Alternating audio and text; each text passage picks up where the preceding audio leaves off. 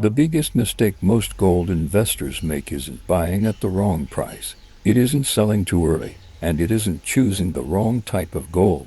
The biggest mistake is watching the wrong part of the market. Every weekday, while millions of Americans are asleep, one of the world's most important gold trading sessions quietly comes to life. There are no breaking news alerts, no dramatic television coverage, no social media frenzy.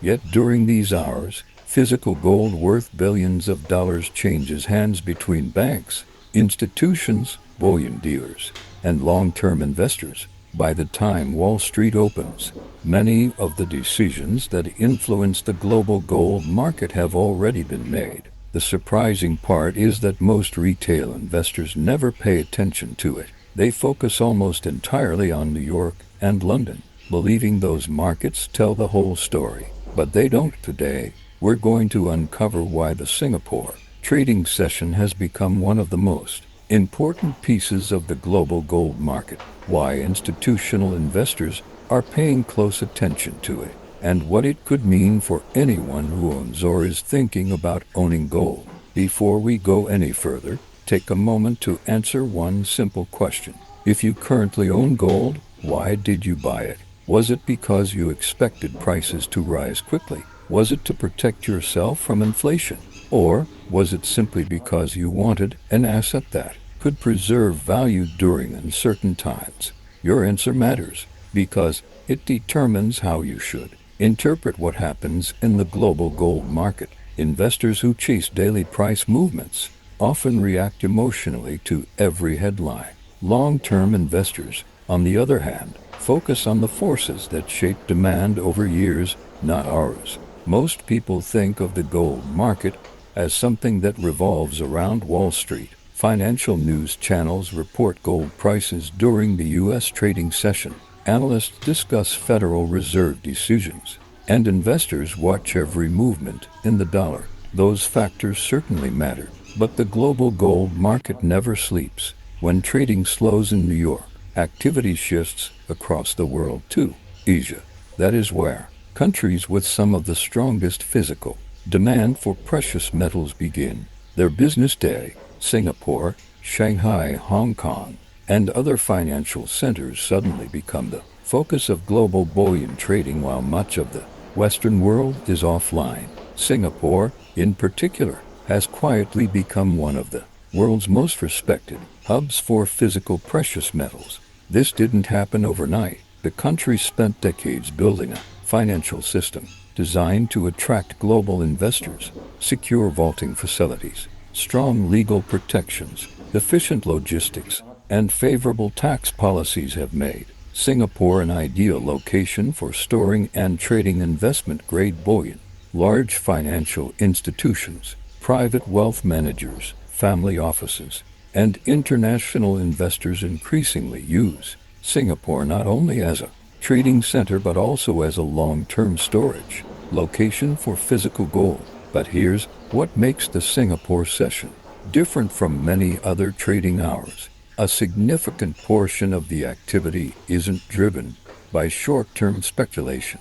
Much of it comes from investors who are accumulating physical gold with a long-term perspective. That distinction is incredibly important. In many Western markets, traders often buy and sell gold through futures contracts or exchange-traded funds. These financial products provide exposure to gold prices without requiring ownership of actual metal. Physical buyers in Asia often have a different objective. They want direct ownership. They purchase bars and coins that can be securely stored for years, sometimes even generations. That difference changes the psychology of the market. A short-term trader may sell immediately after a disappointing inflation report or stronger than expected jobs number.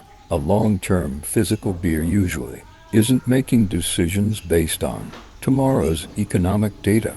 Their focus is much broader. They're thinking about inflation over the next decade, government debt, currency stability, geopolitical uncertainty, and preserving purchasing power across economic cycles. This is one reason central banks have attracted so much attention in recent years. Across the world, many central banks have steadily increased their gold reserves. They aren't buying because they believe gold will necessarily rise next month.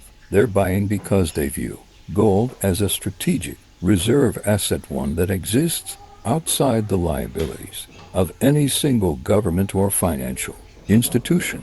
While currencies remain essential for global trade, reserve managers often diversify their holdings to reduce long-term risk. Gold has played that role for centuries, and many institutions continue to believe it deserves a place within national reserves. Now think about what that means. If some of the largest buyers in the world are making decisions based on decades instead of days, should individual investors really base their entire strategy on daily headlines? Every time the market reacts to a single inflation report or one speech from a central banker, thousands of investors rush to predict where gold will be tomorrow. Meanwhile, many institutional buyers remain focused on a much larger picture that extends far beyond the next trading session. Debt is another piece of this puzzle. Around the world, government debt has reached historically high levels.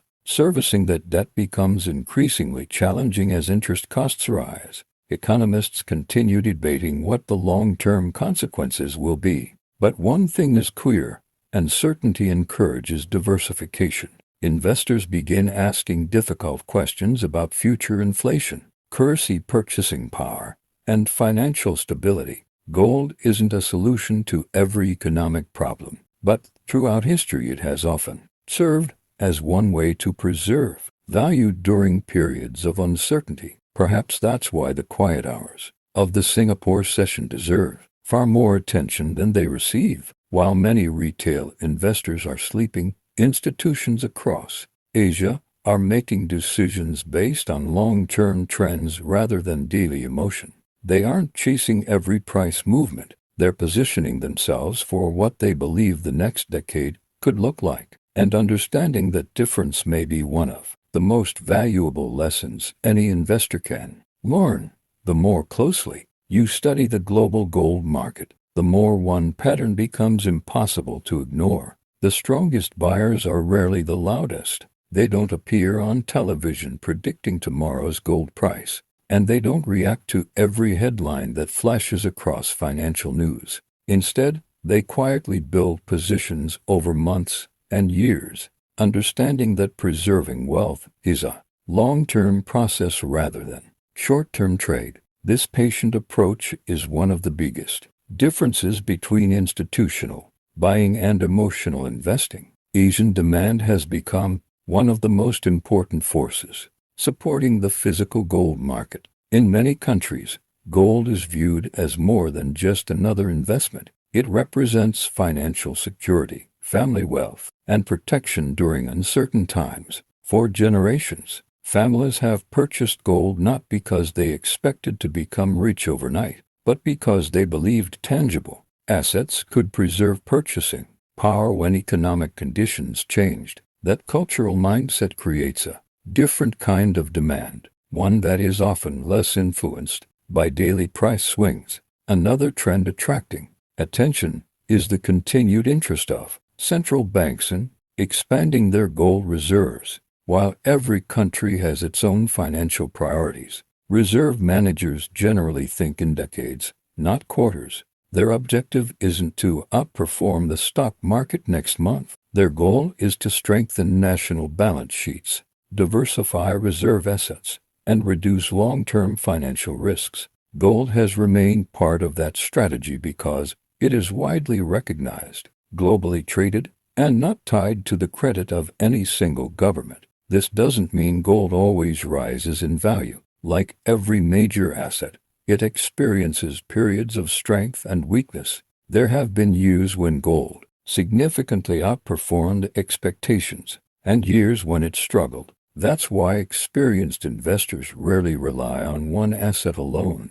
Diversification remains one of the most effective principles in long-term investing. Stocks may drive growth, bonds may provide income, cash offers liquidity, and gold can serve as one component designed to help preserve purchasing power during periods of uncertainty. One mistake many retail investors make is confusing short-term volatility with long-term direction. Gold prices can move sharply after inflation reports, interest rate announcements, or changes in market sentiment. These fluctuations often dominate financial headlines, making it seem as though every price movement requires immediate action. In reality, many successful long-term investors spend less time reacting and more time understanding the structural forces shaping global markets. Those structural forces include government debt, inflation, currency competition, geopolitical developments, and changes in global reserve management. None of these factors operates on a daily schedule. They evolve gradually over many years. That's why investors who focus exclusively on today's price often miss the bigger picture. Looking only at daily charts is like judging an entire movie by watching a single scene. The Singapore trading session offers an interesting example of this broader perspective. While Western financial media often concentrates on New York trading hours, significant physical demand continues to emerge during Asian market sessions. Activity in Singapore reflects participation from private investors, bullion dealers, financial institutions, and international buyers operating across different time zones. It reminds us that the gold market is truly global. No single city controls it, and no single economy determines its future. Technology has also changed the precious metals industry. Secure vaulting, digital ownership records, improved logistics, and greater international access have made physical ownership easier than it was decades ago. Investors today have more options than ever before, whether they choose physical bullion, exchange-traded products, mining companies, or diversified portfolios. Each approach carries different risks and potential benefits, which is why education remains more valuable than speculation. Perhaps the most important lesson from everything we've discussed is that successful investing isn't about predicting every market move correctly. It's about developing a disciplined process that can survive uncertainty. History shows that economies experience expansion, recession, inflation, disinflation, financial crises, and recovery. Markets change, governments change, and monetary policies change. Investors who remain calm, informed, and diversified often place themselves in a stronger position than those who constantly chase the latest trend. That is why paying attention to overlooked parts of the market, such as the Singapore session, can be valuable, not because it provides a magical trading signal, but because it encourages investors to think globally rather than locally. It shifts attention away from daily headlines and toward the long-term forces influencing supply, demand, and confidence in financial systems.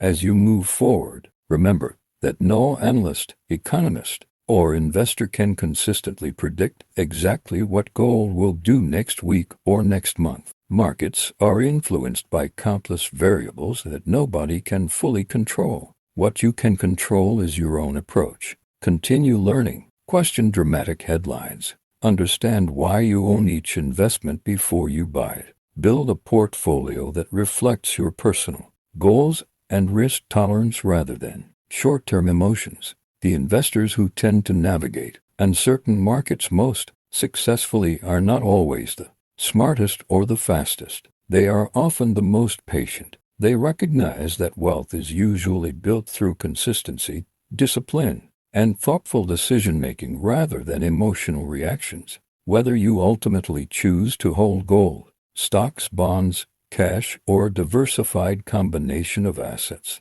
let your decisions be guided by evidence instead of fear, and by long-term strategy instead of short-term excitement. If you found this analysis valuable, let me know where you're watching from and whether you currently own gold, silver, or other long-term assets. It's always interesting to see how investors around the world are preparing for an economic landscape that continues to evolve. Stay informed, stay patient, and remember that protecting wealth has never been about predicting every headline. It's about understanding the bigger picture before everyone else does.